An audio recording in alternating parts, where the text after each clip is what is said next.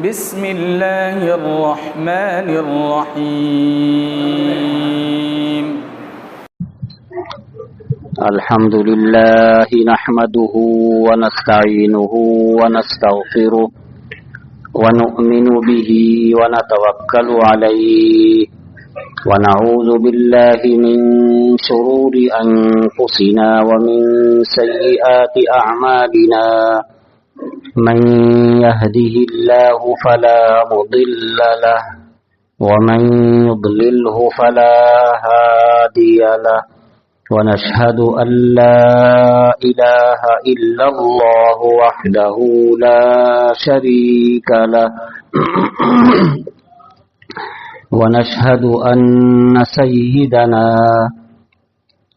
ومولانا محمدا عبده ورسوله أرسله بالحق بشيرا ونذيرا وداعيا إلى الله بإذنه وسراجا منيرا وصلى الله تعالى على خير خلقه سيدنا محمد وآله وسلم تسليما كثيرا كثيرا أما بعد أعوذ بالله من الشيطان الرجيم بسم الله الرحمن الرحيم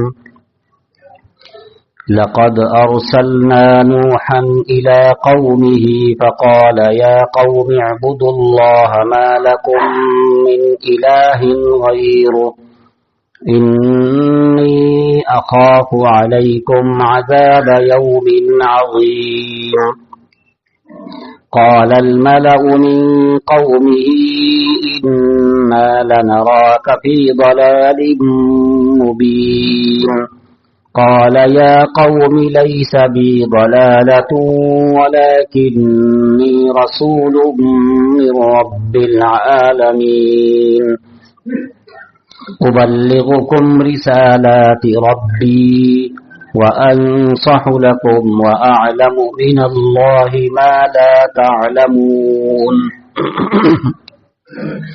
أوعجبتم أن جاءكم ذكر من ربكم على رجل منكم لينذركم ولتتقوا ولعلكم ترحمون فكذبوه فأنجيناه والذين معه في الفلك وأغرقنا الذين كذبوا بآياتنا إنهم كانوا قوما عمين صدق الله العظيم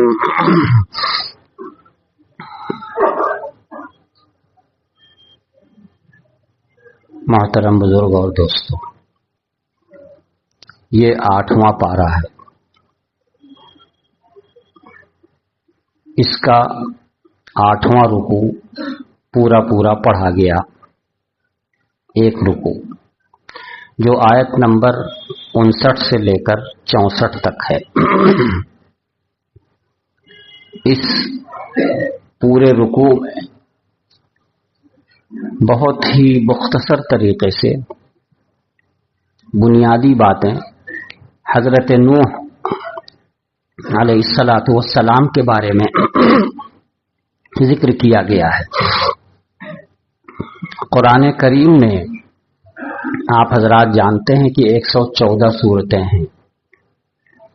ان میں سے ایک سورہ ہے جس کا نام ہے سورہ نوح، یعنی حضرت نوح علیہ السلام کا تذکرہ اس سورہ میں ہے۔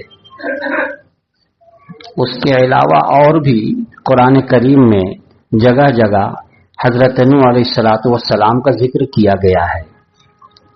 ایک سورہ ہے سورہ ہود، اس سورہ میں بھی حضرت نوح علیہ السلام کا تفصیلی تذکرہ کیا گیا ہے، لیکن اس رکوع میں بہت ہی مختصر تذکرہ ہے۔ یہ سورہ اعراف ہے جس میں شروع سے بنیادی باتیں توحید، رسالت، आखिरत, ये बुनियादी बातें हैं, इनका जिक्र चल रहा है। इनके दलाइल, तौहीद के दलाइल, रिसालत के, आखिरत के, और न मानने वालों को अजाब की धमकी दी गई है, ये चल रहा है। इस 8वें रुकू में हजरत नूह अलैहिस्सलातु वस्सलाम का तज़किरा है, जिसमें ये बताया गया कि इन्होंने दावत दी, बहुत ही नरमी के साथ दावत दी, बुनियादी बात की दावत दी, बहुत ही बुनियादी बात की, यानी अल्लाह के एक होने की, कि अल्लाह की फरमाबरदारी करो, अल्लाह को एक मानो, और मैं अल्लाह का भेजा हुआ रसूल हूं, मुझे रसूल मानो। ये बहुत ही बुनियादी बात की हिदायत दी, तरगीब दी, दावत दी, लेकिन उन्होंने दावत को मानने से इनकार कर दिया। हज़रत नूह अलैहिस्सलातु वस्सलाम को ईज़ाएं पहुंचाई, तकलीफ पहुंचाई, इन्होंने बहुत समझाया, नहीं माने तो अल्लाह का अज़ाब आ गया। ये मुख्तसर सा तज़किरा इस रुकू के अंदर किया गया है। यहां से नबियों का तज़किरा चल रहा है और दूर तक दीगर अंबिया किराम अलैहिमुस्सलावातु व तस्लीमात का भी जिक्र आएगा और उनकी कौमों का भी तज़किरा आएगा। इस बात को ज़हन नशी कर लें कि नबियों का तज़किरा जब शुरू होता है और उनकी उम्मत का, कौम का, तो हजरत नूह अलैहिस्सलातु वस्सलाम से तज़किरा शुरू हो रहा है। लक़द अरसलना नूहन इला कौमी, हजरत नूह अलैहिस्सलातु वस्सलाम। इनके बाद कौम आद का तज़किरा है, हजरत हूद का, फिर इस तरह तरतीब से। जैसा कि सब लोग जानते हैं कि सबसे पहले पैगंबर हजरत आदम अला नबीना अलैहिस्सलातु वस्सलाम हैं, लेकिन जब पैगंबरों का और उनकी बात न मानने वालों का और अजाब का तज़किरा शुरू होता है, तो हजरत आदम अलैहिस्सलातु वस्सलाम से नहीं शुरू होता है, हजरत नूह अलैहिस्सलातु वस्सलाम से शुरू होता है। इसकी तो कोई वजह होगी। तो आप इसको समझ लें कि हजरत आदम अलैहिस्सलातु वस्सलाम सबसे पहले पैगंबर हैं और सबसे पहले आदमी भी हैं। उनके जमाने में कुफ्र था ही नहीं, कोई काफिर था ही नहीं, न कुफ्र था न कोई काफिर था, न कोई उस वक्त इस तरह की नाफरमानी थी। नाफरमानी यानी अल्लाह ताला को न मानना, अल्लाह ताला का सिरे से इनकार कर देना, ये चीज नहीं थी। तो जब ये चीज नहीं थी तो अजाब के आने का भी कोई जिक्र नहीं हुआ। हजरत आदम अलैहिस्सलातु वस्सलाम के ऊपर जो वही नाजिल होती थी, वो जमीन में आबादी और इंसानी जरूरियात के सिलसिले में वही उतरती थी। खेती कैसे करना है, किस मौसम में कौन सी खेती होती है और किस चीज की खेती कैसे की जाती है, और इस तरह की जो इंसानी जरूरियात हैं उनकी चीजें, उनका जिक्र होता है। आज हम लोगों के सामने जितनी चीजें हैं, जितनी सनातें हैं, इस सब की बुनियाद, सबकी शुरुआत आप इसको ज़हन नशी कर लीजिए, सबकी बुनियाद, सबकी शुरुआत वही के जरिए से हुई है। किसी न किसी नबी पर वो चीज आई और उन्होंने उसको शुरू किया, उसको ईजाद किया, फिर उसके बाद लोगों ने उसको बनाया, फिर उसमें इजाफे होते चले गए, सहूलियात पैदा की जाती रही, लेकिन उसकी बुनियाद, सबसे पहली चीज, सबसे पहली सीढ़ी, वो किसी नबी पर अल्लाह ताला की तरफ से वही के जरिए से उसकी शुरुआत हुई है। तो हजरत आदम अलैहिस्सलातु वस्सलाम के यहाँ जमीन की आबादी, खेती और मकानात वगैरह वगैरह। हजरत नूह अलैहिस्सलातु वस्सलाम का जमाना जब आया, ये हजरत आदम अलैहिस्सलातु वस्सलाम के बाद अक्सर रिवायात के मुताबिक सबसे पहले पैगंबर है, हजरत आदम अलैहिस्सलाम के बाद, और रसूल हैं और उलुल अज़्म रसूलों में हैं।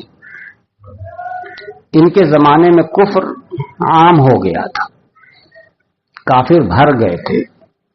ये इराक के इलाके में हजरत नूह अलैहिस्सलातु वस्सलाम का क़याम था وہاں بہترین آبادی تھی، بظاہر لوگ بہت مہذب تھے اور جگہ بھی بہت شاندار تھی، آس پاس کی پہاڑیاں بھی تھیں، ہر طرح سے ظاہری اعتبار سے سب چیز بہت اچھی تھی، لیکن جو چیز نہیں تھی وہ ایمان، ان کے ہاں ایمان نہیں تھا۔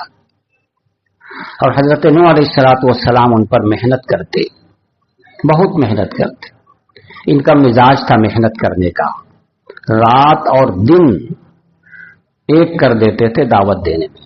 چنانچہ سورہ نوح میں آیت ہے قال رب انی دعوت قومی لیلا و نہارا، انہوں نے کہا اے میرے رب میں نے اپنی قوم کو دعوت دی لیلا و نہارا، رات اور دن، یعنی ہم نے رات کو رات نہیں سمجھا، دن کو دن نہیں سمجھا، بس مسلسل ہم دعوت دیتے رہے، سمجھاتے رہے، تبلیغ کرتے رہے۔ قوم کا کیا حال تھا، قوم کی طرف سے اس کا جواب کیا تھا؟ بہت حیرت انگیز بات ہے۔ قوم کی طرف سے اس کا جواب یہ تھا کہ وہ ایذائیں دیتے، تکلیفیں پہنچاتے۔ روایات بتاتی ہیں حیرت انگیز طریقے پہ کہ پتھر چلا کے مارتے تھے کہ کہاں کا دیوانہ آ گیا ہے، ایک ہی بات رٹے جاتا ہے، ایک ہی بات رٹے جاتا ہے۔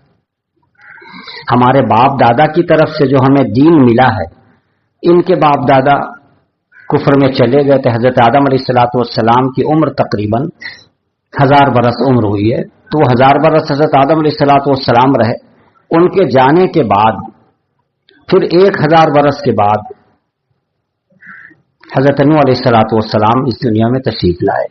تو اس 1000 برس میں دنیا کا نقشہ بدل چکا تھا اور کفر عام ہو چکا تھا، لوگوں کے دل اس معاملے میں بہت ہی سخت ہو گئے تھے، تو ان کو پتھر چلاتے، آوازیں تو کستے ہی کستے تھے، پتھر چلاتے اور دیگر چیزوں سے۔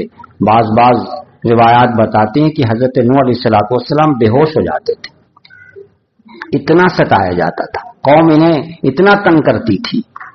اور یہ بھی جملہ ان کو کہا جاتا تھا کہ آپ تو ہم ہی میں سے ایک ہیں، جیسے ہم آدمی ویسے آپ بھی آدمی، جیسے ہم کھاتے ہیں ویسے آپ بھی کھاتے ہیں، تو آپ کیسے ہم سے بڑے ہو گئے اور کیسے ہم آپ کی بات ماننے لگ جائیں؟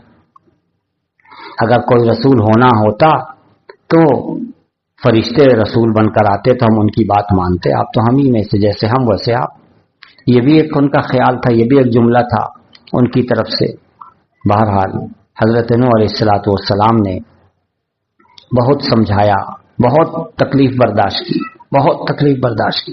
یہاں پر جو کہا جا رہا ہے لقد ارسلنا نوحا الی قومہ، یقینی طور پر بے شک ہم نے نوح علیہ السلام کو ان کی قوم کی طرف رسول بنا کر بھیجا۔ اس جملے سے یہ پتہ چلتا ہے کہ پورے عالم کے لیے رسول بنا کر نہیں بھیجے گئے تھے، اپنی خاص قوم کے لیے بنا کر بھیجے گئے تھے۔ جب اپنی خاص قوم کے لیے بنا کے بھیجے گئے تھے تو اپنے ہی قوم کو سمجھانا بھی آسان ہوتا ہے، اور قوم کے لوگوں کو اپنے ہی میں سے کسی کو بڑا مان لینا بھی آسان ہوتا ہے۔ تو اس حساب سے ان کو مان لینا چاہیے تھا کہ ہمارے ہی، جیسے آج کل لوگ کہتے ہیں ہمارے ہی آدمی ہیں، تو ہمارے ہی لوگوں میں سے ہیں، مان لینا چاہیے۔ لقد ارسلنا نوحا الی قومہ، ہم نے نوح کو ان کی قوم کی طرف رسول بنا کر بھیجا تھا۔ تو انہوں نے کیا دعوت دی؟ کہا یا قوم اعبدوا اللہ ما لکم من الہ غیرہ، اے میری قوم، کتنے پیار سے جملہ ہے، اے میری قوم، اے میرے لوگوں، اے میرے پیارو، اللہ کی عبادت کرو، اللہ کے سوا کوئی تمہارا معبود نہیں ہے۔ ما لکم من الہ غیرہ، اس کے سوا کوئی معبود ہے ہی نہیں، کسی کو معبود بناؤ گے بھی تو نہیں بنے گا، حقیقت میں اس کے سوا کوئی معبود نہیں ہے۔ یہی بنیادی توحید تھی، یہی بنیادی دعوت تھی، اسی کی طرف لوگوں کو وہ دعوت دیتے تھے۔ اور ساتھ ساتھ یہ بھی انی اخاف علیکم عذاب یوم عظیم، اگر تم میری بات نہیں مانو گے، اللہ کو ایک نہیں مانو گے، اللہ کے سوا دوسروں کی بھی پرستش کرتے رہو گے، تو سن لو مجھے ایک بڑے دن کے عذاب کا خوف ہے، مجھے ڈر لگ رہا ہے کہ کوئی بڑا عذاب آ جائے۔ اس بڑے عذاب سے مراد یا تو وہ طوفان نوح ہے جو آنے والا، جو آیا تھا، یا پھر قیامت کے دن کا عذاب ہے جو بڑا ہے۔ انی اخاف علیکم عذاب یوم عظیم، بہت بڑے دن کے عذاب کا مجھے تم پر خوف ہے۔ تو کتنی واضح اور کتنی مختصر اور بنیادی بات کی انہوں نے دعوت دی کہ اللہ کے سوا کوئی عبادت کے لائق نہیں، اس کی عبادت کرو، اور اگر نہیں کرتے ہو، نہیں مانتے ہو، تو مجھے ایک سخت دن کا، ایک سخت عذاب کا خوف ہے۔ یہ انہوں نے دعوت دی۔ قوم نے اس کے جواب میں کیا کہا؟ اللہ تعالیٰ آگے فرماتے ہیں قال الملأ من قومه انا لنراک فی ضلال مبین. قوم میں جو بڑے لوگ ہوتے ہیں جن کو علاقے میں بڑا سمجھا جاتا ہے، قوم کے لوگ جن کو بڑا سمجھتے ہیں انہی کی بات کا اعتبار ہوتا ہے. تو ان کے جو بڑے لوگ تھے، الملأ سے مراد اس قوم کے جو سردار تھے، جو بڑے لوگ تھے جن کو سب لوگ بڑا سمجھتے تھے، انہوں نے کہا انا لنراک فی ضلال مبین، ہم تو تم کو کھلی ہوئی گمراہی میں دیکھتے ہیں، تم تو کھلے ہوئے بہکے ہوئے آدمی ہو، دیوانے ہو. کھلی ہوئی ضلال مبین، مبین مانے بالکل کھلا ہوا، ہم تو تمہیں کھلی ہوئی گمراہی میں دیکھ رہے ہیں. سوچئے کتنا سخت جملہ ہے اور کس قدر دل خراش بات ہے. ایک پیغمبر، ایک رسول بہت ہی نرمی کے ساتھ، پیار سے، محبت سے قوم کی کو نصیحت کرتا ہے، قوم کو بلاتا ہے، اور قوم کا دل خراش جواب. ظاہر ہے کہ قوم نے تفصیل سے بہت کچھ کہا ہوگا، قرآن اس کا خلاصہ بیان کرتا ہے کہ قرآن نے یہ کہا انا لنراک فی ضلال مبین، ہم تو تمہیں کھلی ہوئی گمراہی میں، کھلی ہوئی غلطی میں دیکھ رہے ہیں. ضلال مبین، کھلی ہوئی گمراہی میں دیکھ رہے ہیں. تو یہ تکلیف دہ جملہ، یہ اذیت ناک جملہ، اس کے جواب میں آپ بھی کچھ ان سے کہیں کہ بلکہ تم زیادہ کھلے ہوئے گمراہی میں ہو، تم ایسے نہیں. یہ پیغمبرانہ طریقہ نہیں ہے. پیغمبرانہ طریقہ یہ ہے کہ ان کی تکلیف دہ ساری باتوں کو سننے کے باوجود بھی اسے صبر کے ساتھ برداشت کر لیا جائے، اور برداشت کر کے ان کے سامنے کوئی بات رکھی جائے تو مثبت بات رکھی جائے اور دعوت والی ہی بات رکھی جائے، ان کے تکلیف دینے کی طرف کوئی دھیان نہ دیا جائے. اس لیے حضرت نوح علیہ الصلوۃ والسلام کا جواب قرآن کہتا ہے قال، انہوں نے کہا یا قومی لیس بی ضلالہ، اے میری قوم میرے اندر کوئی گمراہی نہیں ہے. لیس بی ضلالہ، کسی طرح کی گمراہی میرے اندر نہیں ہے، کسی طرح کی غلطی میرے اندر نہیں ہے. ولکنی رسول من رب العالمین، لیکن سنو میں رب العالمین کی طرف سے بھیجا گیا ہوں. مجھے یہی بھیجا گیا، یہی سمجھا کے بھیجا گیا، یہی تاکید کی گئی ہے کہ میں تمہیں بتاؤں. کس قدر واضح اور کتنا صاف. انہوں نے جو کچھ دل خراش بات کہی، گویا انہوں نے اس کو سنا ہی نہیں، اس کا کوئی ذکر نہیں ہے. بس یہ ہے لیس بی ضلالہ، میرے اندر کوئی گمراہی نہیں ہے، میرے اندر کوئی دیوانہ پن نہیں ہے، میرے اندر کوئی خطا نہیں ہے، کوئی عیب نہیں ہے. ہاں یہ ہے کہ میں رب العالمین کی طرف سے رسول بنا کر بھیجا گیا ہوں، کسی دیوتا کی طرف سے نہیں، کسی اور انسان کی طرف سے نہیں، کسی اور چیز کی طرف سے نہیں. بس وہی رب ہے سارے عالم کا، اسی کی طرف سے میں رسول بنا کر بھیجا گیا ہوں. اور میرا کام کیا ہے؟ ابلغکم رسالات ربی، میں تو تمہارے سامنے تبلیغ کرتا ہوں، تمہارے سامنے پیغام پہنچاتا ہوں. رسالات ربی، اپنے رب کا پیغام تمہیں پہنچاتا ہوں. میں جو کچھ کہہ رہا ہوں یہ سب میرے رب کا پیغام ہے، یہ میری باتیں نہیں ہیں کہ تم اس کی وجہ سے مجھے گمراہ کہو یا مجھے دیوانہ سمجھو. یہ تو جو کچھ میں کہہ رہا ہوں رسالات ربی، میرے رب کے پیغام ہیں، میرے رب کی طرف سے یہ سب آئی ہوئی باتیں ہیں. اور جو کچھ میں کہہ رہا ہوں اس میں میرا کوئی ذاتی مفاد بھی نہیں ہے، اور نہ ان سے اللہ کا کوئی فائدہ ہے. انصح لکم، میں تمہارے لیے خیر خواہ ہوں، تمہاری بھلائی کے لیے، تمہارے فائدے کے لیے. اگر تم مان جاؤ گے تو عذاب سے بچ جاؤ گے، مان جاؤ گے تو اللہ راضی ہو جائے گا، مان جاؤ گے تو اللہ کی بہترین بنائی ہوئی جنت ہے، اس میں تمہیں جگہ ملے گی. میں اس بھلائی میں، اس خیر خواہی میں تمہیں کہہ رہا ہوں. وَأَعْلَمَ مِنَ اللَّهِ مَا لَا تَعْلَمُونَ، اور اللہ کی طرف سے میں وہ باتیں جانتا ہوں جو تم نہیں جانتے. تم ابھی نہیں جانتے ہو، تم ایک لا علمی میں پڑے ہوئے ہو، جہالت میں پڑے ہوئے ہو، تمہیں خبر نہیں ہے. اگر تمہاری بات ماننے لگو تو تمہیں خبر بھی ملنے لگ جائے. اعلم من اللہ ما لا تعلمون، میں تو اللہ کی طرف سے وہ باتیں جانتا ہوں جو تم نہیں جانتے. مختصر یہ کہ حضرت نوح علیہ الصلوۃ والسلام بہت ہی پیارے انداز میں، بہت ہی مثبت انداز میں، بہت ہی واضح بات کی دعوت دیتے تھے، اور وہ لوگ انتہائی تکلیف دہ طریقہ اپناتے تھے. چڑھانا، غصہ دلانا، جملے کسنا، تانے دینا، اور اوپر سے پتھریں برسانا، مارنا، لہو لہان بھی کر دیتے تھے. لیکن حضرت نوح علیہ الصلوۃ والسلام لگے رہتے تھے، دعوت دیتے رہتے تھے، محنت کرتے رہتے تھے. کرتے کرتے ایک لمبا عرصہ گزر گیا. 40 برس روایات بتاتے کہ 40 برس کی عمر میں ان کو نبوت ملی تھی، اور اس وقت سے جو انہوں نے دعوت دینا شروع کیا تو وہ 950 برس تک دعوت دیتے رہے. کتنا لمبا عرصہ ہے یہ، 1-2 مہینہ اور 1-2 سال نہیں، 950 برس تک دعوت دیتے رہے. اس میں قوم کے لوگوں میں نسل بدلتی چلی گئی، ختم ہو گئے، نئی نسل آ گئی، وہ ختم ہو گئے، دوسری نسل آ گئی، مگر یہ دعوت دیتے رہے. اور یہ لوگ یہی کہتے رہے کہ ہمارے باپ دادا کو بھی اسی طرح کہتا تھا، ہم کو بھی یہ کہہ رہا ہے. اس طرح یہ لوگ ستاتے تھے، تو تانے دیتے، آوازیں کستے اور تکلیفیں دیتے، لیکن یہ سب کچھ برداشت کرتے، جھیلتے. لیکن کسی بھی انسان کے صبر کی ایک حد ہوتی ہے، برداشت کی ایک حد ہوتی ہے. اور حضرت نوح علیہ السلام کو خاص طور سے یہ امید تھی کہ یہ لوگ نہیں مان رہے ہیں، شاید ان کی نسل مان لے. یہ ان کو امید تھی، اسی امید تو وہ محنت کرتے تھے، دعوت دیتے تھے. لیکن ان کی نسل آ گئی، انہوں نے بھی وہی سلوک کیا جو ان کے پہلوں نے کیا، بلکہ بعد والوں نے اس سے برا سلوک کیا، اس سے برا سلوک کیا. تو یہ اور امید لگائے کہ چلو سمجھانے سے، ابھی یہ کم عمر ہیں، ابھی جوش میں ہیں، شاید بعد میں کچھ عمر ان کی بڑھ جائے گی تو مان لیں گے.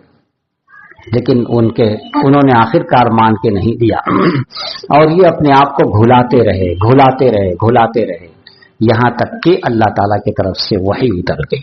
وَأُوحِيَ إِلَىٰ نُوحٍ أَنَّهُ لَن يُؤْمِنَ مِن قَوْمِكَ، یہ سورہ ہود کی آیت ہے کہ وَأُوحِيَ إِلَىٰ نُوحٍ أَنَّهُ لَن يُؤْمِنَ مِن قَوْمِكَ إِلَّا مَنْ قَدْ آمَنَ.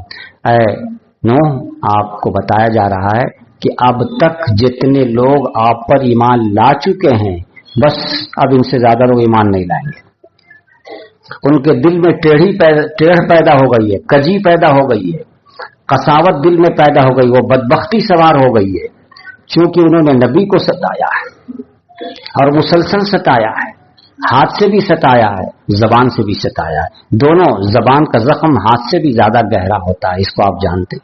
تو انہوں نے اپنے ہاتھ سے بھی ستایا ہے جسمانی طور پر، اور زبان سے بھی ستایا ہے روحانی طور پر. اس مسلسل ستانے کی وجہ سے اور اللہ کو نہ ماننے کی وجہ سے ان کے دلوں پہ مہر لگ گئی ہے. اللہ تعالیٰ نے واضح کر دیا کہ لن یؤمن من قومک الا من قد آمن، جو ایمان لا چکا بس اب اس کے بعد اب کوئی ایمان لانے والا نہیں ہے. جب یہ وحی آپ کے پاس اتر گئی کہ اب کوئی ایمان لانے والا نہیں ہے، یہ وحی اس لیے اتری تھی تاکہ آپ کو تسلی ہو جائے. آپ گھلے جا رہے تھے، پریشان ہو رہے تھے، فکر مند تھے، رات دن ایک کیے ہوئے تھے، نہ سونا نہ وقت پہ کھانا، کچھ نہیں. تو اس سے ایک طرح کی تسلی ہو جائے گی، ایک طرح کا سکون ہو جائے گا. اس لیے یہ آیت کریمہ اتر گئی. حضرت نوح علیہ السلام کے پاس جب یہ آیت اتر گئی اور ان کو یقین ہو گیا کہ جتنے لوگ ایمان لا چکے ہیں بس وہی ہیں، اب اس سے زیادہ کوئی ایمان لانے والا نہیں ہے، گویا کہ اب سب کافر ہی کافر ہیں. تو انہوں نے دعا کی، رب لا تذر علی الارض من الکافرین دیارا، اے میرے رب اب زمین پر کسی کافر کو مت چھوڑیے، سب کو ختم کر دیجیے. اب ان کی بد دعا نکلی ان کے زبان سے. نبی جلدی بد دعا نہیں کرتا ہے. کچھ لوگ کہتے ہیں کہ نبی کبھی بد دعا ہی نہیں کرتا ہے، یہ بات غلط ہے. کبھی نہیں کرتا ایسا نہیں ہے. قرآن میں ذکر آیا ہے، جیسے حضرت نوح علیہ السلام نے بد دعا کر دی، ایسے ہی رسول اکرم صلی اللہ علیہ وسلم نے بھی کبھی بد دعا کی ہے. اس لیے عقیدہ صحیح رکھنا چاہیے.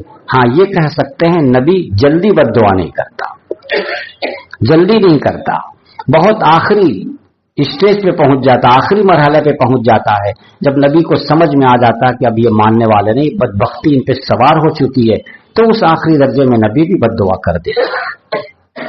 تو حضرت نوح علیہ السلام کے سامنے جب وحی آ گئی کہ لن یؤمن من قومک، آپ کی قوم میں سے اب کوئی ایمان لانے والا نہیں ہے، جو لا چکے بس لا چکے، اب کوئی نہیں لانے والا ہے.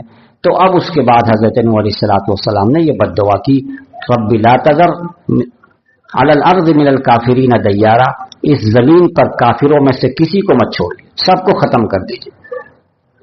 اور اپنی بد دعا میں یہ بھی کہا انک ان تذرہم، اگر آپ ان کو چھوڑ دیں گے تو آپ کو دوسرے ایمان والے بندوں کو یہ بہکائیں گے. انک ان تذرہم یضلوا عبادک، اگر آپ ان کو چھوڑ دیں گے تو آپ کے جو دوسرے ایمان والے بندے ان کو گمراہ کریں گے. اور یہ بھی ہے کہ پھر ان کی جو اولاد ہوگی وہ بھی کافر و فاجر ہوگی، اس لیے ان کو ختم کر دیجیے. یہ حضرت نوح علیہ السلام نے بد دعا کی، ان کی بد دعا قبول ہو گئی، کیونکہ دل سے نکلی تھی. تکلیف دل سے جو دعا نکلتی ہے وہ اثر کرتی ہے، دل سے جو بات نکلتی ہے اثر رکھتی ہے. تو اثر کر گئی، اللہ تعالیٰ نے دعا قبول کر لیا. اللہ تعالیٰ کا حکم آیا، اے نوح اب آپ کشتی بنائیے، ہم ان کو پانی کے عذاب میں مبتلا کریں گے، سیلاب بھیجیں گے، اس لیے اس سے پہلے آپ تیاری کر لیجئے، آپ کشتی بنائیے. مفسرین لکھتے ہیں کہ حضرت نوح علیہ الصلوۃ والسلام نے کہا مجھے کہاں کشتی بنانا آتی. کہا ہم بتائیں گے طریقہ، ہماری نظر کے سامنے ہماری نگرانی میں آپ کشتی بنائیں گے اور بہترین بنائیں گے. چنانچہ حضرت جبرائیل علیہ الصلوۃ والسلام تشریف لائے، آپ نے ایک ایک چیز کو سکھایا، بتایا. اسی کو ہم ابھی کہہ رہے تھے کہ جتنی چیزیں، جتنی صنعت بنی ہے، سب کی بنیاد سب سے پہلے وحی کے ذریعے سے ہوئی ہے. آج ہم لوگ بڑے بڑے جہاز پہ سوار ہو رہے ہیں، دنیا میں چل رہا ہے، پانی کے اوپر بڑا بڑا جہاز چل رہا ہے، لیکن اس کی سب سے پہلی سیڑھی، سب سے پہلی ابتدا کہاں سے ہوئی؟ کس نے سکھایا؟ یہ وحی کے ذریعے سے جہاز بنایا گیا، پانی پر چلنے والا، جو حضرت نوح علیہ الصلوۃ والسلام نے بنایا، اور ان کو اللہ تعالیٰ نے سکھایا، فرشتوں نے آ کر کے اپنی نگرانی میں دکھلایا، بنایا. حضرت نوح علیہ الصلوۃ والسلام اس کو بنانے لگے. ظاہر ہے کہ یہ ایسی چیز نہیں ہے کہ ایک دو دن میں بن کے تیار ہو جائے، وقت لگتا ہے. چنانچہ روایات بتاتی ہیں کہ جو سب سے اچھی لکڑی سمجھی جاتی ہے، جس کو آج کل ہم لوگ ساکوان کہتے ہیں، اس بہترین لکڑی کی کشتی بنانے کی تیاری شروع ہوئی اور آپ نے بنانا شروع کیا. اور فرشتے جن جن چیزوں کی ضرورت ہوتی ان چیزوں کو بتاتے کہ یہاں یہ کرنا ہے، ایسے کرنا ہے، ویسے کرنا، ضرورت کی ہر چیز وہ بتاتے، اسی کے مطابق یہ کام کرتے چلے جاتے. جب یہ کشتی بنانے لگے، لوگ دیکھتے کچھ بنا رہے ہیں، تو کچھ لوگوں نے تو کہا کہ دیکھیے صاحب، اب تک تو یہ نبی تھے، اب بڑھئی کا کام کرنے لگے. یہ تانا، کوئی کچھ مذاق اڑاتے. کوئی پوچھتا ہی کیا بنا رہے ہیں، تو حضرت نوح علیہ الصلوۃ والسلام بہت ہی مثبت انداز میں مختصر بات کہتے ہی فرماتے، میں ایک ایسا گھر بنا رہا ہوں جو پانی پر چلے گا. جو پانی پہ چلے گا، یا ہم کو پینے کا پانی نہیں مل رہا، یہ ایسا گھر بنا رہا ہے جو پانی میں چلے گا. یہ مذاق کا انداز تھا. یہ پانی پینے کو نہیں مل رہا، یہ ایک ایسا گھر بنا رہے ہیں جو پانی میں چلے گا. مفسرین فرماتے ہیں کہ چونکہ اس سے پہلے اتنا پانی آیا نہیں تھا، اس سے پہلے کشتی کسی نے دیکھی نہیں تھی، کشتی چلتی نہیں تھی، کیونکہ حضرت آدم علیہ الصلوۃ والسلام کے بعد تو یہ پہلے پیغمبر ہیں. تو اس لیے ان کو تعجب بھی ہوتا تھا، حیرت بھی ہوتی تھی کہ پانی، خشکی میں کون سی چیز چلائیں گے، پانی کا کہاں سے آئے گا. بہرحال یہ اپنا کام کرتے رہے، بناتے رہے، اور اللہ تعالیٰ کا جیسا حکم تھا اور فرشتوں کی جس طرح تعلیم تھی اس انداز کے مطابق یہ بناتے رہے. مختصر یہ ہے کہ بتایا جاتا ہے کہ اس کشتی کی لمبائی، روایات میں کئی طرح کی چیزیں آئی ہیں، ہم ان میں سے صرف ایک چیز کا تذکرہ کرتے ہیں. اس میں لکھا ہے کہ 1200 ہاتھ اس کی لمبائی تھی، 1200 ہاتھ. اور یہ بھی تفصیل میں لکھا کہ ہاتھ سے مراد یہ انگلی کے سرے سے لے کے کاندھا تک ایک ہاتھ ہوتا ہے. یہ نہیں کہ آدھا ہاتھ کو ایک ہاتھ سمجھتے ہیں، جیسے ہم لوگ اسی کو ایک ہاتھ سمجھتے ہیں ناپنے میں، لیکن اس کی تفصیل لکھی ہوئی ہے کہ ہاتھ سے مراد انگلی کے سرے سے لے کے کاندھے تک.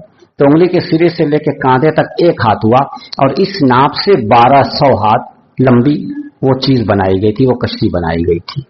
اور ٹھیک اس کے آدھا چوڑائی، 600 ہاتھ اس کی چوڑائی تھی، اور 30 ہاتھ اس کی اونچائی تھی. تو یہ ایک روایت ہے. اس کے علاوہ اور بھی روایات ہیں، ہم سب کو ذکر کرنے سے کوئی فائدہ نہیں ہے، تو ایک چیز ہم نے ذکر کر دی. اس سے اس کی بڑائی کا اندازہ ہوتا ہے کہ کتنی بڑی چیز بنائی گئی تھی.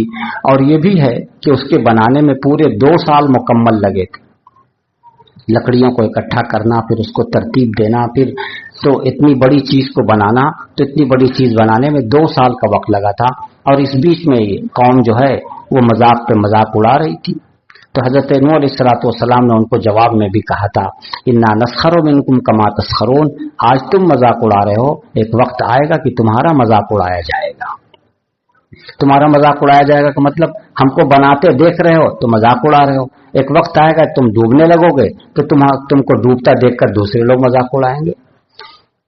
लेकिन उनकी समझ में नहीं आता था, क्योंकि बदबख्ती सवार हो चुकी थी, इसलिए कहां से समझ में आता। ये कश्ती जो बनाई गई थी, मुफस्सिरीन फरमाते कि उसके 3 मंजिला थी। सबसे नीचे का हिस्सा था, फिर बीच वाला हिस्सा, फिर ऊपर वाला हिस्सा। क्योंकि अल्लाह ताला का हुक्म यह हुआ था कि जो जानवर हैं उनको भी सवार कर लेना है, और जितने ईमान वाले हैं और आपके घर वाले हैं उनको सवार कर लेना है। जब ये है तो उसी हिसाब से, उसी अंदाज का उसको बनाया गया था। जानवरों को सवार करने से क्या मुराद है? कुछ लोग कहते हैं कि सारे जानवरों को सवार किया गया था। जाहिर है कि सारे जानवरों को सवार करने की जरूरत नहीं। मुफस्सिरीन फरमाते हैं जो जानदार पानी में रहते हैं वो तो पानी ही में रहेंगे, उनको तो सवार करने की कोई जरूरत ही नहीं थी।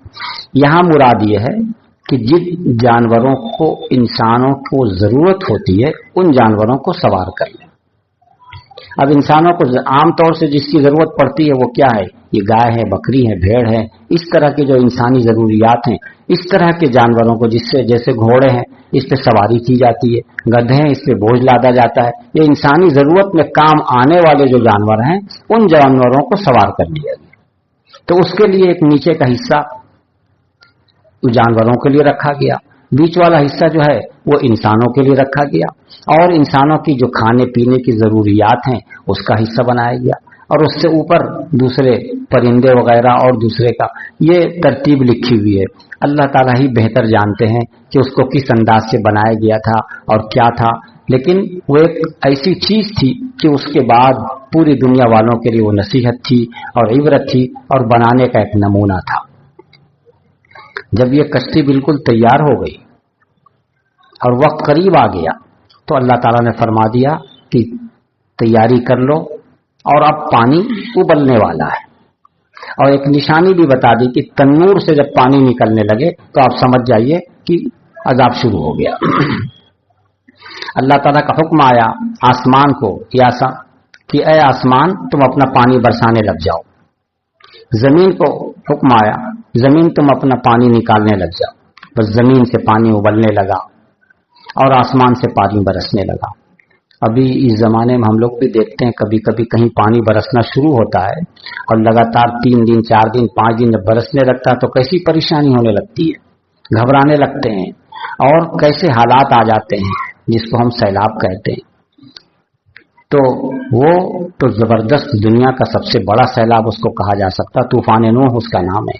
हजरत नूह अलैहिस्सलाम की बद्दुआ थी और अल्लाह ताला का वो अजाब था, इसलिए वो बहुत ही जबरदस्त तरीके से था। हर जगह से, जमीन के हर हिस्से से पानी उबलने लगा। नूह अलैहिस्सलाम का एक बेटा था, वो काफिरों से साजबाज रखता था। वो अपने अब्बा, अपने पैगंबर पर सही तरीके से ईमान नहीं लाए। जब हजरत नूह अलैहिस्सलाम कश्ती पे सवार हो गए और तमाम ईमान वालों को सवार कर लिया, अपने घर वालों को सवार कर लिया, और जिन जानवरों को सवार करना था अल्लाह का जो हुक्म था उसके मुताबिक उनको सवार कर लिया, और बेटा उनका वो सवार नहीं हुआ। जो काफिरों से साजबाज रखता था वो सवार नहीं हुआ, वो एक किनारे कहीं था। हजरत नूह अलैहिस्सलाम पैगंबर हैं, पैगंबर होने के साथ साथ उसके बाप भी हैं। बाप को बाप होने की हैसियत से अपनी औलाद की फिक्र होती है, ये एक फिक्री बात है। कितनों ही सख्त दिल बाप हो, अपनी औलाद की फिक्र उसे होती है। ये तो पैगंबर हैं, इनको तो पूरी कौम की फिक्र थी, तो पूरी कौम में इनका एक बेटा भी था, उसकी भी फिक्र थी। जब आप कश्ती पे सवार हो गए, पानी ऊंचा होने लगा तो आपको नजर आया कि मेरा बेटा वहां है, तो आपने बेटे से कहा बेटा अभी भी आ जाओ। आ जाओ का मतलब ईमान कबूल कर लो, इसलिए कि जब तक ईमान नहीं है तब तक तो कश्ती पे हम सवार कर नहीं सकते, तो अभी भी आ जाओ। वला तकुम माल काफिरीन, काफिरों के साथ मत रहो, यानी कुफ्र अपना खत्म कर लो और ईमान कबूल कर लो, और ईमान कबूल करो इसमें आ जाओ। मगर कुफ्र का गुरूर ऐसा होता है कि समझ में नहीं आता है। कुफ्र का गुरूर बहुत अजीब और गरीब होता है। इंसान ये भी भूल जाता है कि मैं भी कभी मरूंगा। फिरौन कैसा अपने आप को रब्बे आला कहता था।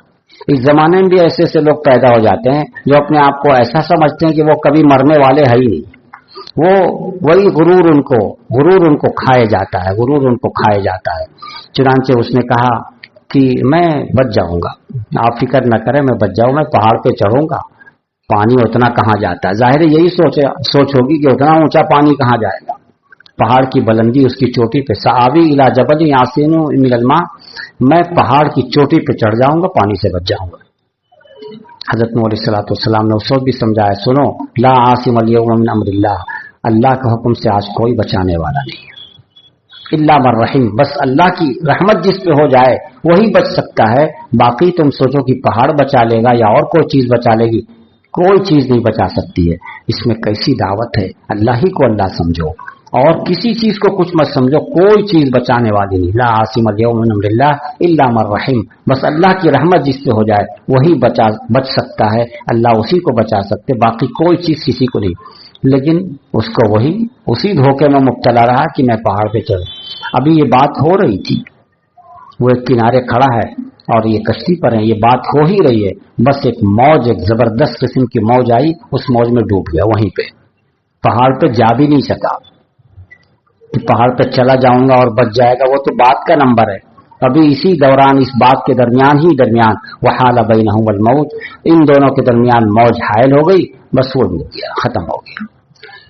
یہ ہے پیغمبروں کی دعوت کو نہ ماننا اور کھل کر انکار کرنا، ان کی تکذیب کرنا، اس کا نتیجہ بہت ہی برا دکھائی دیتا ہے.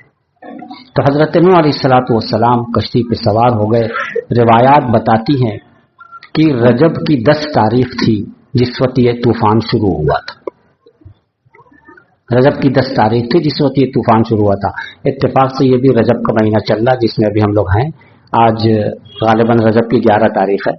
تو وہ رجب کی 10 تاریخ تھی جس دن حضرت نوح علیہ السلام کشتی پہ سوار ہوئے اور اسی پہ آپ چلتے رہے. کھانے پینے کا سارا سامان اس پہ انتظام تھا، ضرورت کے جانور بھی اس میں موجود تھے اور یہ پانی ابلتا رہا. بارش اوپر سے ہوتی رہی.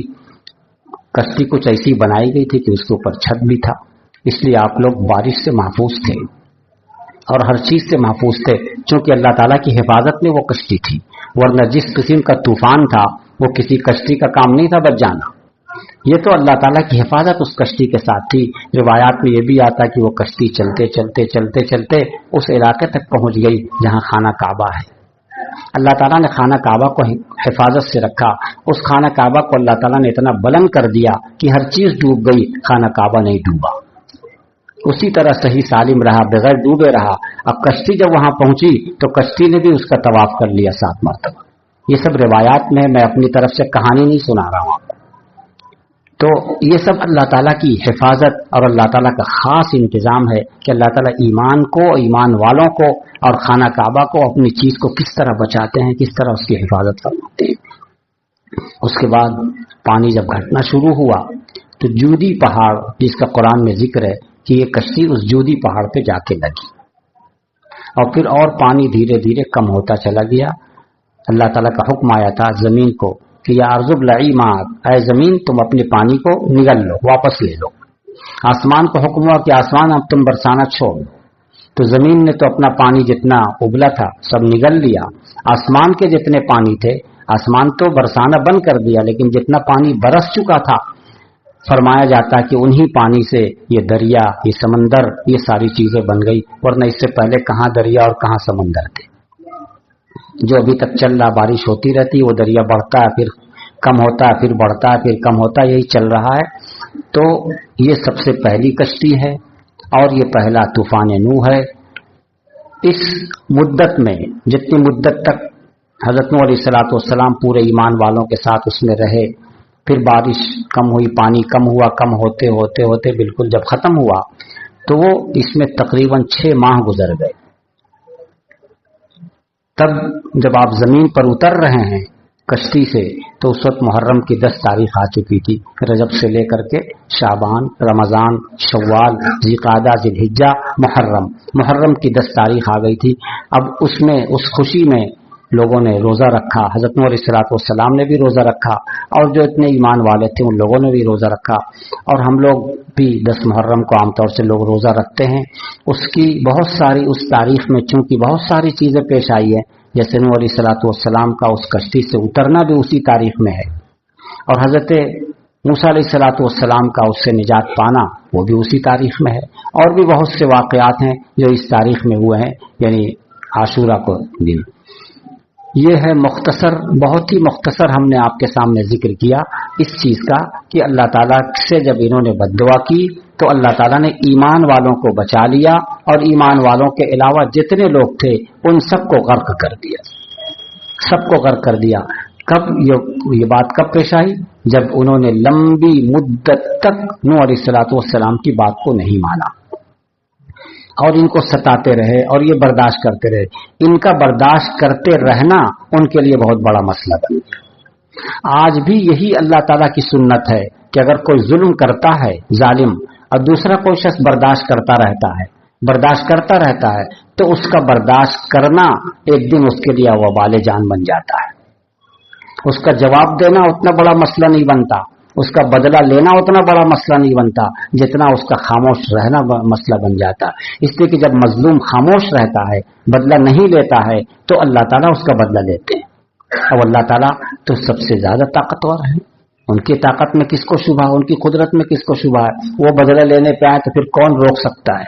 इसलिए अगर कोई जुल्म करे, अगर कोई बदला ले सकता हो आसानी से तो ठीक है, बदला ले ले, कोई बात नहीं है। लेकिन अगर बदला न ले, अल्लाह के हवाले कर दे सच्चे दिल से, इस तरह नहीं कि ले नहीं पा रहा कर हम तो अल्लाह के हवाले किए, जैसे हमारे जमाने में होता है, बदला लेने की ताकत नहीं होती है, कुछ कर नहीं पाता है तो कहता हम अल्लाह के हवाले कर दिया। अरे दिल से अल्लाह के हवाले करना, ताकत रहते हुए बदला न लेना, अल्लाह के हवाले करना, यह है अल्लाह के हवाले करना। अगर कोई सचमुच सच्चे दिल से अल्लाह के हवाले करे फिर देख लेगा वो भी कि अल्लाह कैसा बदला लेता है, ये नजर आ जाएगा। तो हमको इससे भी सबक लेना है कि अगर कोई हम पे जुल्म करे तो हम अल्लाह के वास्ते, ये नहीं हम दावत नहीं दे रहे हैं इसकी कि तुम मजलूम बने रहो, बदला ले सकते हैं इंसाफ के साथ तो बदला ले लें, ज्यादती न करें। और नहीं अल्लाह के हवाले करना चाहते हैं तो सच्चे दिल से अल्लाह के हवाले करें, सच्चे दिल से अल्लाह के हवाले करेंगे फिर अल्लाह उसका बदला ले लेगा। अब वो सब दुनिया भी देख लेगी कि किस तरह का बदला लिया, जैसा आप हजरत नूह अलैहिस्सलाम के वाक़े में देख रहे हैं, पूरी कौम तबाह हो गई। रसूल अकरम सल्लल्लाहु अलैहि वसल्लम को लोगों ने सताया तो बदर में क्या हुआ, जितने सरदारान कुरैश थे सब एक ही दिन खत्म हो गए, एक ही दिन खत्म हो गए। तो ये है जब अल्लाह ताला बदला लेने पे आते हैं तो मामला कुछ से कुछ हो जाता है। हम फिर अब चलते हैं उस आयत पर, उबल्लिगुकुम रिसालाति रब्बी। हज़रत नूह अलैहिस्सलाम ने कहा कि मैं तो अपने रब का पैगाम तुमको पहुंचाता हूं और तुम्हारे साथ खैरखाही करता हूं, और जो कुछ मैं अब अल्लाह की तरफ से जानता हूं वो तुम नहीं जानते, इसलिए मेरी बात को मान लो। उन्होंने एक बात और कही नूह अलैहिस्सलाम, अब आजिबतुम अन जाअकुम ज़िक्रुम मिन रब्बिकुम अला रजुलिन मिनकुम, क्या तुमको ताज्जुब है इस बात पर कि तुम्हारे रब की तरफ से जिक्र नसीहत आई है एक ऐसे शख्स के हाथ पे जो तुम ही में से है।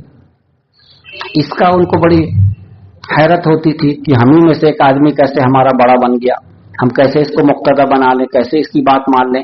तो हज़रत नूह अलैहिस्सलाम ने इसका भी जवाब दिया कि तुम्हारे रब की तरफ से नसीहत आई है एक ऐसे आदमी के हाथ पर जो तुम ही में से है, इस पर तुमको ताज्जुब हो रहा।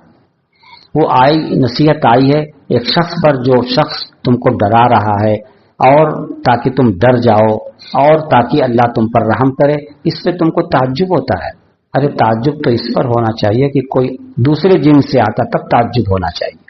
तुम्ही में से आएगा तो तुमको सही नमूना दिखला पाएगा।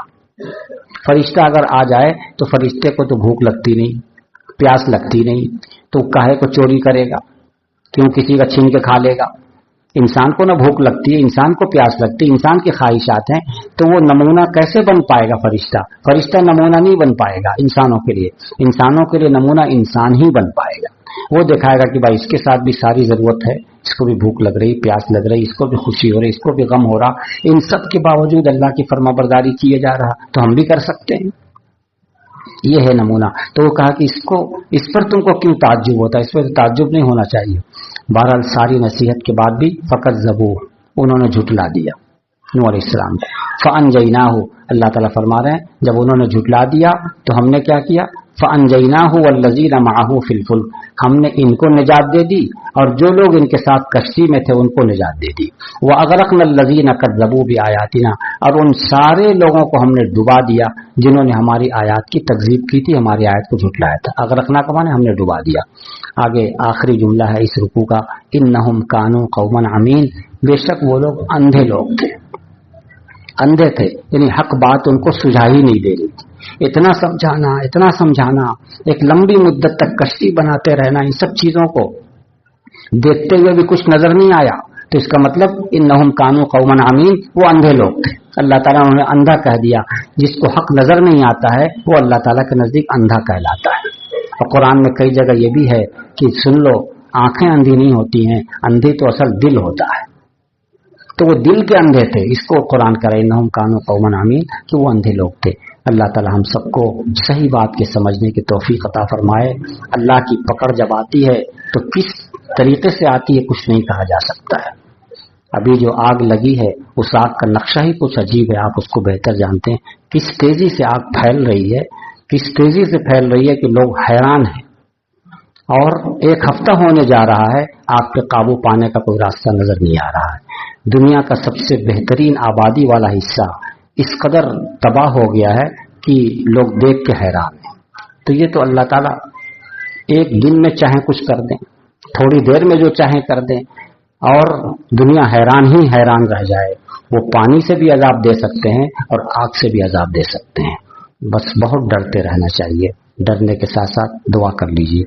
اللہم صلی علی سیدنا مولانا محمد کما صلیت علی ابراہیم وعلی آل ابراہیم انک حمید مجید. اللہم بارک علی محمد وعلی آل محمد کما بارکت علی ابراہیم وعلی آل ابراہیم انک حمید مجید. ربنا ظلمنا انفسنا وَإِن لَّمْ تَغْفِرْ لَنَا وَتَرْحَمْنَا لَنَكُونَنَّ مِنَ الْخَاسِرِينَ. یا اللہ یا ارحم الراحمین، ہم سب کے گناہوں کو معاف فرما دیجیے، ہم سب کی کوتاہیوں سے درگزر فرما دیجیے. رحم کا کرم کا معاملہ فرما دیجیے، رحم کا کرم کا معاملہ فرما دیجیے. ہم سب کو اپنی رحمتوں میں لے لیجیے. یا اللہ ہم سب کو اپنی رحمتوں میں لے لیجیے. اپنا فرما بردار بنا دیجیے، اپنا قریبی بنا لیجیے. یا اللہ اپنا محبوب بنا لیجیے. یا اللہ اپنی معرفت نصیب فرما دیجیے، اپنی معرفت نصیب فرما دیجیے. اپنے رسول کی سنت پر چلنا آسان فرما دیجیے، اپنے رسول کی سنت پر چلنا آسان فرما دیجیے. یا اللہ اپنی پکڑ سے ہم سب کی حفاظت فرما دیجیے، اپنی پکڑ سے ہم سب کی حفاظت فرما دیجیے. دین و دنیا دونوں کی رسوائیوں سے ہم سب کو بچا دیجیے. دین و دنیا دونوں کی رسوائیوں سے ہم سب کو بچا دیجیے. دین و دنیا دونوں کی رسوائیوں سے ہم سب کو بچا دیجیے. یا اللہ جن جن لوگوں نے دعا کی درخواست کی ہے اور جن مقاصد کے لیے کی ہے ان کے مقاصد حسنہ میں کامیابی عطا فرما دیجیے. جو لوگ درخواست نہیں کر سکے ہیں، دلوں میں تمنائیں لیے ہوئے ہیں، ان کی بھی جائز تمناؤں کو پوری فرما دیجیے، ان کی جائز تمناؤں کو پوری فرما دیجیے. یا اللہ جو بیمار ہیں انہیں شفا کلی عطا فرما دیجیے، جو بیمار ہیں انہیں شفا کلی عطا فرما دیجیے، جو بیمار ہیں انہیں شفا کلی عطا فرما دیجیے. ربنا تقبل منا انك انت السميع العليم وتب علينا انك انت التواب الرحيم. وصلى الله تعالى على خير خلقه سيدنا محمد وآله وصحبه اجمعين برحمتك يا ارحم.